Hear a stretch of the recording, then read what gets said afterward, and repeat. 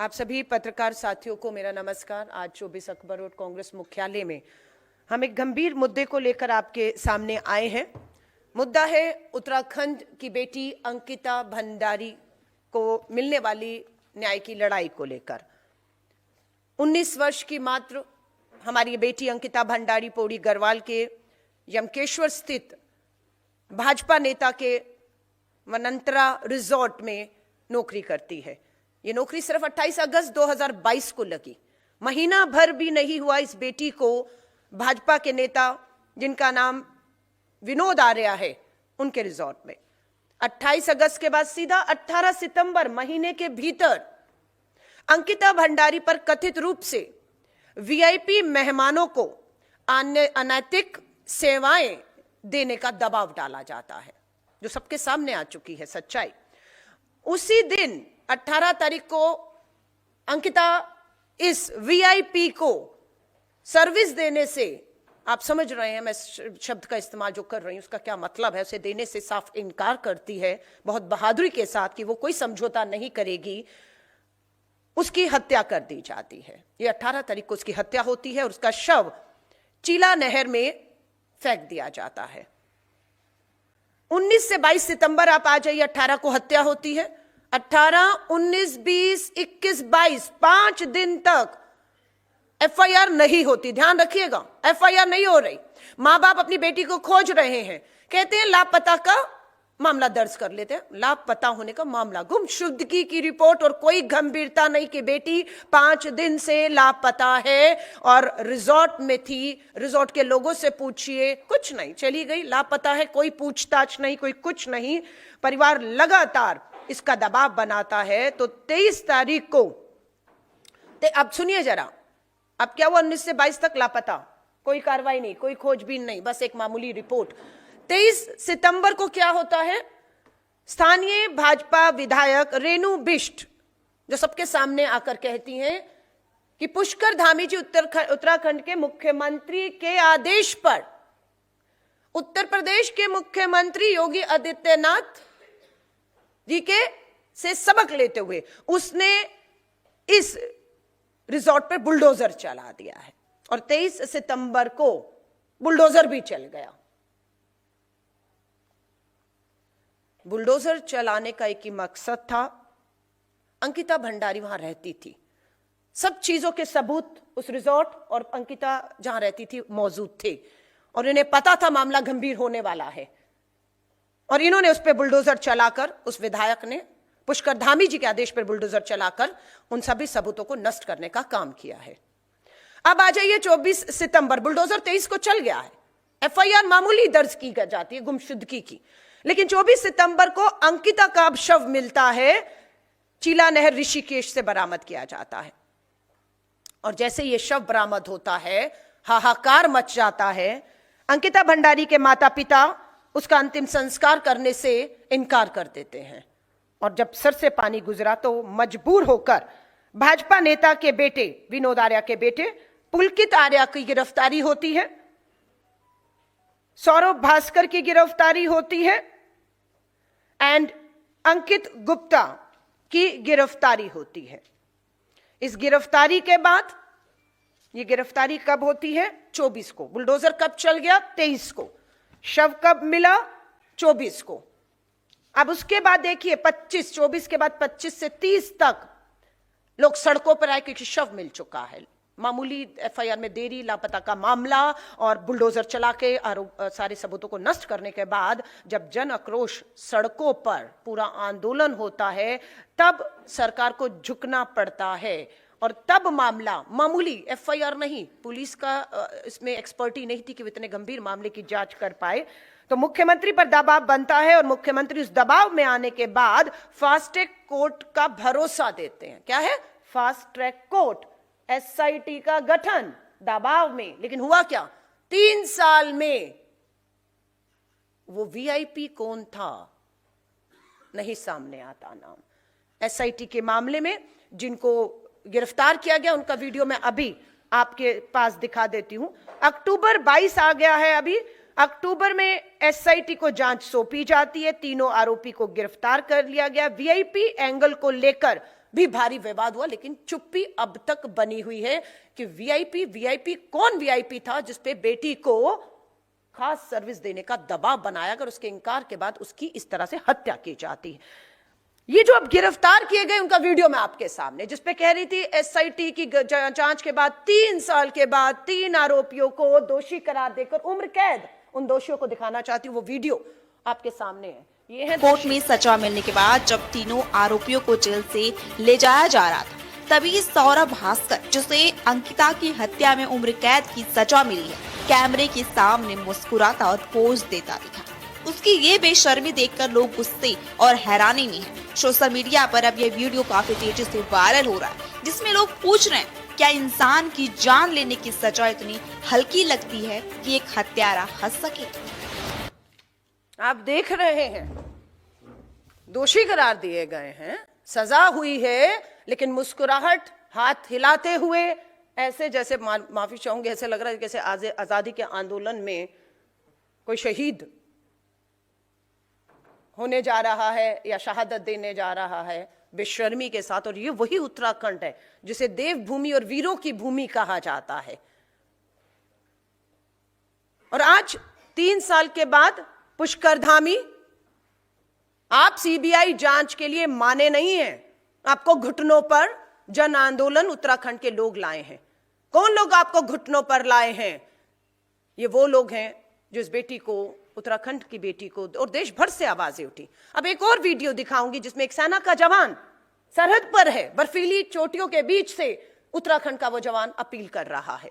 भाजपा की ही एक महिला नेता थूक रही है भाजपा पर कि मैं थूकती हूं कि तुम इस तरीके से उस वीआईपी को बचाने का प्रयास अब तक कर रहे हो।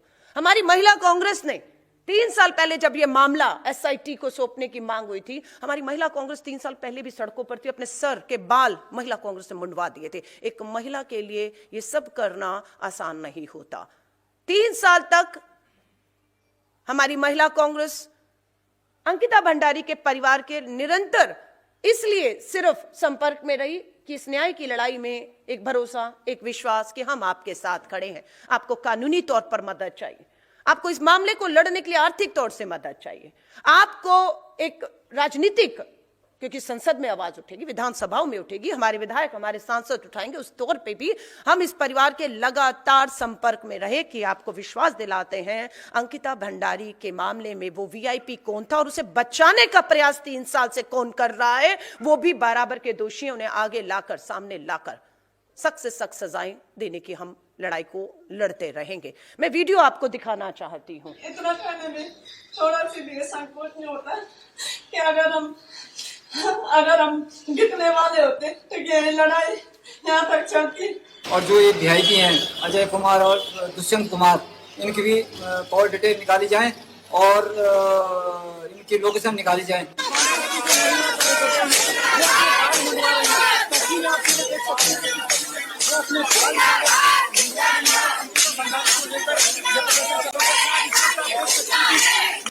मैं हरिद्वार से आई हूँ, भाजपा से मंडल अध्यक्ष हूँ। ऐसी भाजपा को, ऐसी गंदी भाजपा को।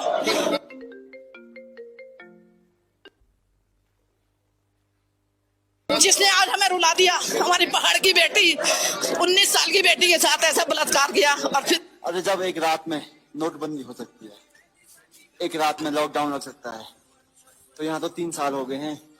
हमारी बहन अंकिता भंडारी को अभी तक न्याय नहीं मिला है।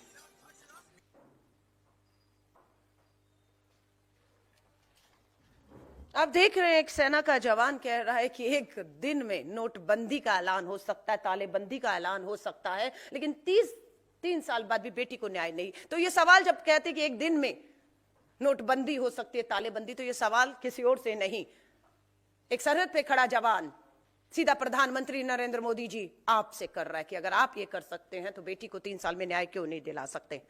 अंकिता भंडारी के पिता के मुंह से आपने 2 नाम सुने, अजय कुमार और दुष्यंत कुमार के नाम। वो बार बार इन नामों को ले रहे हैं। कहां है ये 2 नाम? क्या एसआईटी ने इनसे पूछताछ की? कभी इनको बुलाया गया? इनकी भूमिका क्या रही? और आज तक भाजपा इन्हें क्यों बचाने के, या मुख्यमंत्री धामी आप प्रयास कर रहे हैं, ये जवाब आपको देना होगा। ये लड़ाई खत्म यहां नहीं होगी। ये लड़ाई यहां से एक नया मोड़ लेने जा रही है, क्योंकि हमारा आज भी मानना है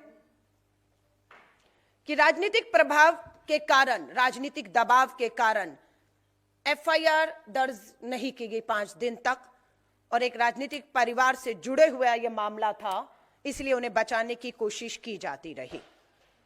23 सितंबर को जो बुलडोजर चलाया गया, बिना न्यायिक आदेश के बुलडोजर क्यों चला? कोई न्यायिक आदेश नहीं था, कोई पुलिस, किसी कोर्ट का आदेश नहीं था, तो विधायक ने बिना न्यायिक आदेश के बुलडोजर क्यों चलाया? सवालों के घेरे में विधायक भी है और बिल्कुल कटघरे में खड़ा होना होगा, क्योंकि उसने सबूत नष्ट करने का काम करके कार्रवाई के जो न्याय की प्रक्रिया में जो है बाधा डाली है।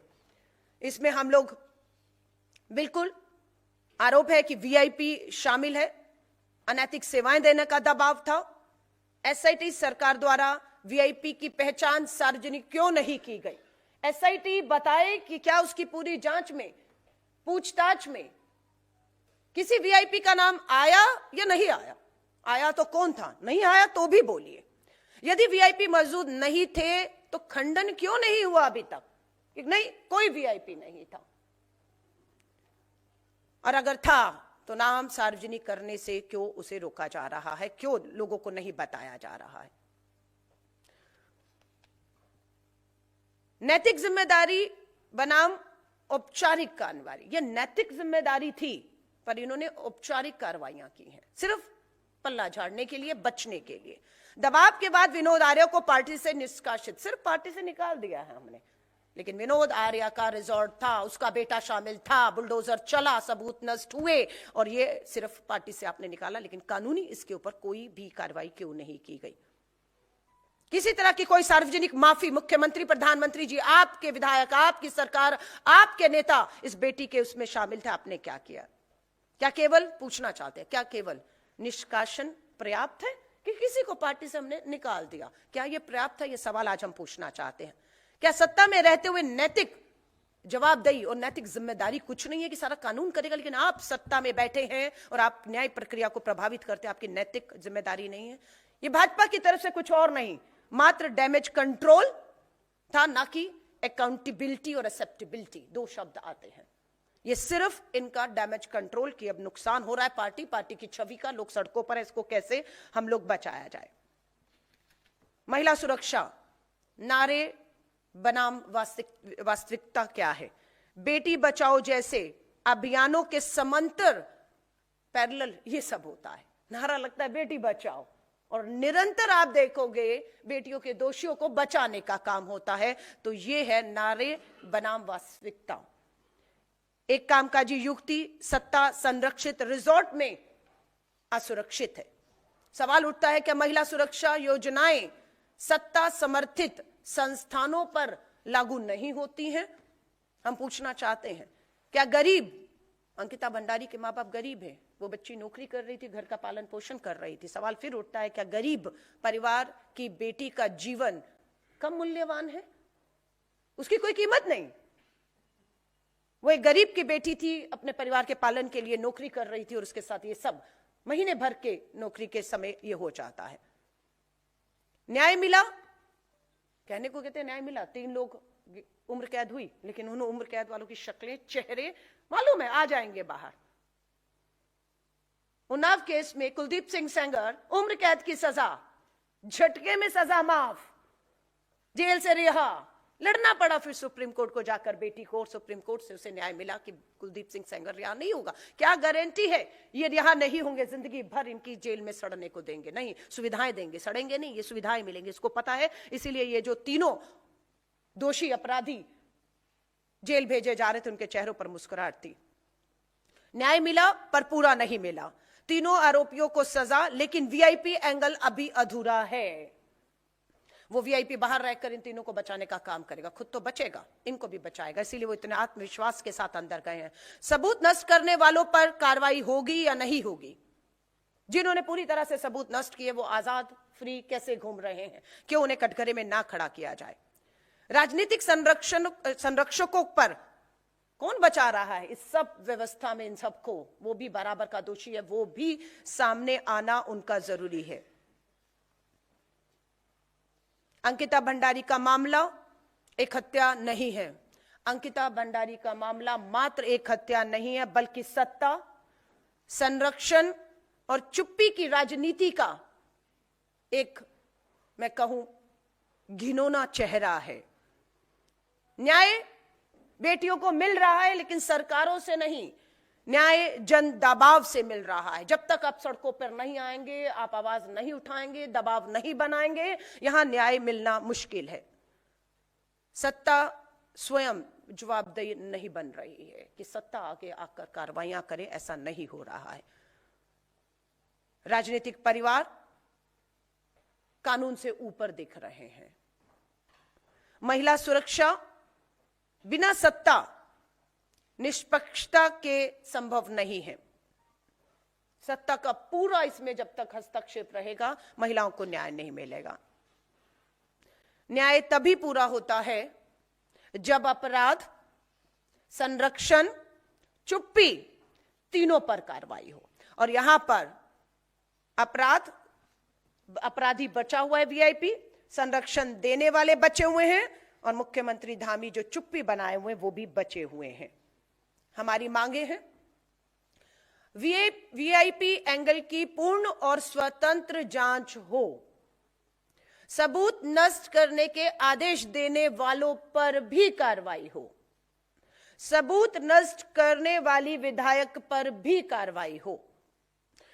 महिला कार्यस्थल सुरक्षा कानूनों का सख्ती से अनुपालन हो, जो यहां पर भी नहीं हो रहा था।